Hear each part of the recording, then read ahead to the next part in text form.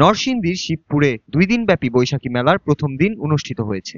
মঙ্গলবার দিনব্যাপী যুব সমাজের উদ্যোগে জয়নগর ইউনিয়নের দড়িপুরা গ্রামে এই মেলা অনুষ্ঠিত হয়। মেলায় বাঁশ ও বেতের তৈরি পণ্যের মধ্যে রয়েছে পোশাক, ব্যাগ, জুতা, শতরঞ্জি সহ ঘর সাজানোর নানা জিনিস।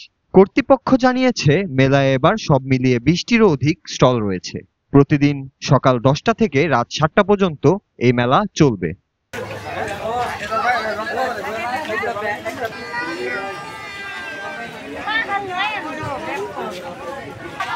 বৃষ্টি আর আলমুড়ি লাগে আরো বৃষ্টি আর আলমুড়ি থেকে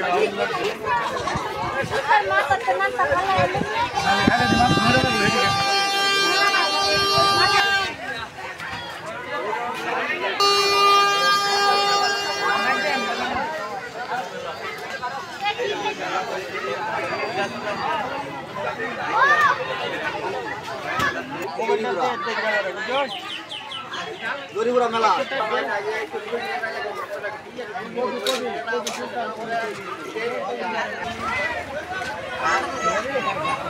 আমাদের সাংবাদিক ভাই এখন